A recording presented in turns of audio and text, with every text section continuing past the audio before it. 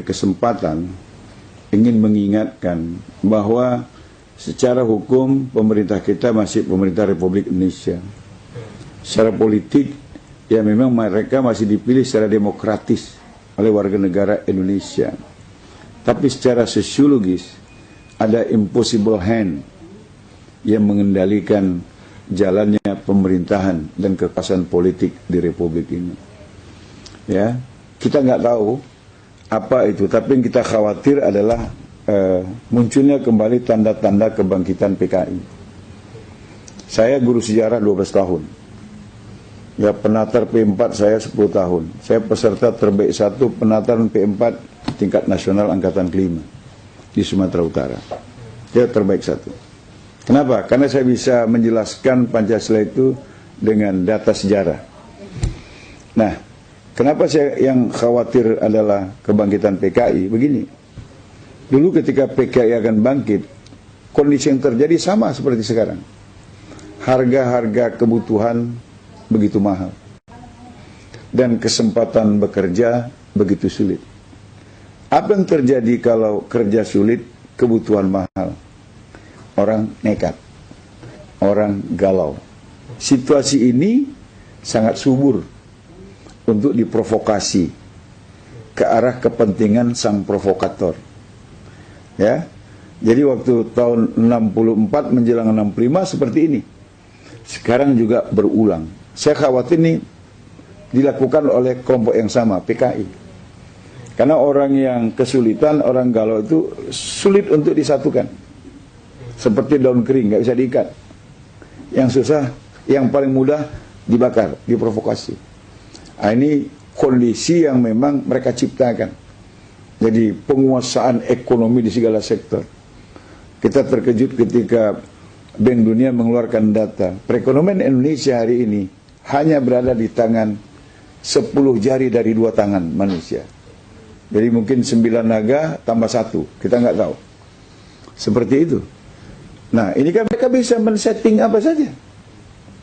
Mereka bisa men-setting apa saja. Lapangan pekerjaan kasih sama siapa, mereka bisa. Sekarang dikasih sama imigran-imigran Tiongkok. Legal maupun yang ilegal. Dulu sih boleh kasih pekerjaan sama orang asing. Tapi dalam rangka transfer teknologi. Sekarang pekerjaan kasar yang cuma bisa dikerjakan oleh bangsa kita yang nggak sekolah itu pun mereka ambil alih. Akhirnya bangsa kita kehilangan lapangan pekerjaan. Maka saya dukung statementnya Fahri Hamzah. Bangsa kita sampai ngemis-ngemis jadi babu ke negeri lain, sementara lapangan pekerjaan di dalam negeri dikasihkan kepada orang-orang Tiongkok. Ketika Menteri Tenaga Kerja kemudian menyerang Fahri, saya balik menyerang Menteri Tenaga. Anda nggak paham jadi Menteri Tenaga Kerja. Anda mau ambil sisi negatifnya saja. Ambil kontennya. Ya, proteksilah lapangan pekerjaan dalam negeri, kasih keluarga kita biar tidak jadi TKI, TKW. Anda kok marah-marah? Memang ada menteri yang bodoh, saya bilang. Nah, itu sudah terjadi ya. Kesulitan pekerjaan dan mahalnya harga barang. PKI dulu bangkit dalam situasi seperti ini. Kenapa? Rakyat mudah diprovokasi. Yang kedua, ciri kebangkitan PKI tahun 65 itu adalah kriminalisasi ulama dan tokoh bangsa. Lagi-lagi supaya masyarakat kehilangan arah, nggak ada panutan. Jadi kalau ulama di stigma jelek, ulama di stigma negatif, tokoh-tokoh bangsa yang banyak berjasa dikatakan makar, di stigma negatif, kan mereka kehilangan arah karena tidak punya lagi panutan. Ini juga situasi yang diinginkan PKI.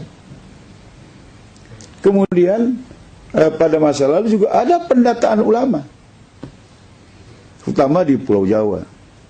Dan setelah didata, rata-rata ulama itu matinya tersembelih. Ya? Dan sekarang mungkin penyembelihan secara fisik, orang berpikirlah untuk melakukannya. Tapi penyembelihan secara ideologi, penyembelihan secara spirit, sehingga para ulama tidak lagi bersuara lantang untuk menyatakan kebenaran dan keadilan, itu pasti sudah terjadi. Karena ulama-ulama yang punya suara lantang ini sekarang itu dikriminalisasi. Jadi didata. Ada orang bilang kan nggak salah ulama didata, Romo. untuk meningkatkan kualitas. Ya benar, kalau yang mendata majelis ulama. Kalau yang mendata polisi, masa iya diajari nembak ulama itu, saya bilang. Diajari nangkap orang. Ya tujuannya impossible hand. Dan ini pernah terjadi di masa kebangkitan PKI tahun 65. Kemudian yang keempat, ada pemberangusan ideologi Islam.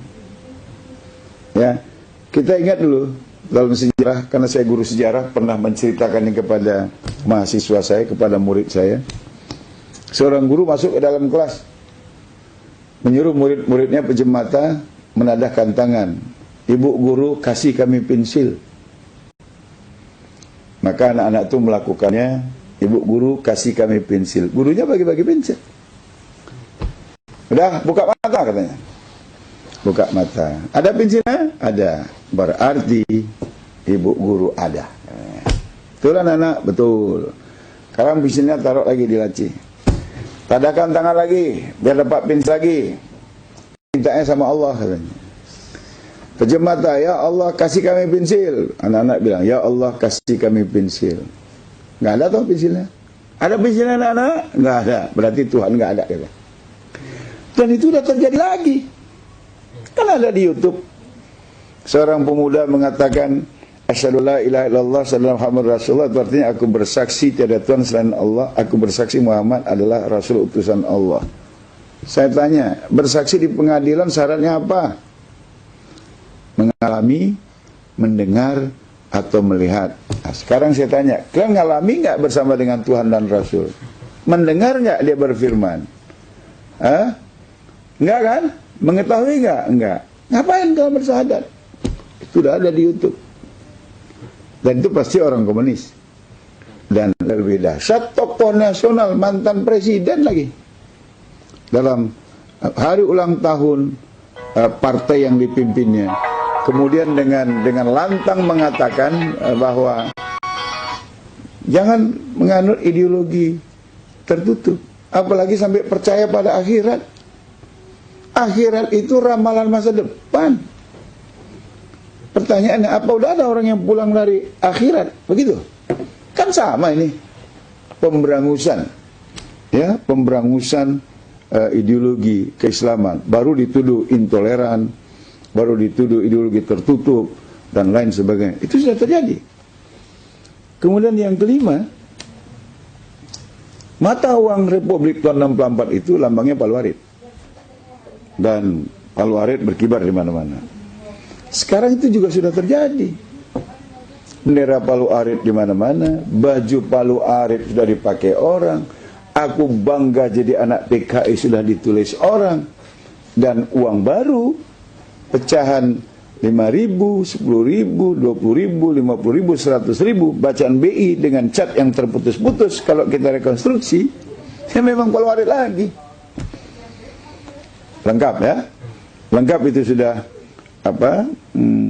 ciri-ciri kebangkitan PKI. Makanya saya khawatir ada impossible hand. Ya oke, memang pemerintah kita secara hukum masih pemerintah Republik Indonesia. Secara politik dipilih secara demokratis oleh rakyat Indonesia. Tapi kenapa kebijakannya seperti ini? Saya khawatir ada kekuatan lain yang paling saya khawatirkan adalah impossible hand itu adalah PKI, karena ciri-cirinya udah sama dengan ciri kebangkitan PKI tahun 65 yang lalu. Dan ini patut diwaspadai oleh semua pihak, semua agama. Karena kalau PKI berkuasa, bukan cuma umat Islam yang dihabis, tapi semua mereka yang yakin kepada Tuhan itu sendiri.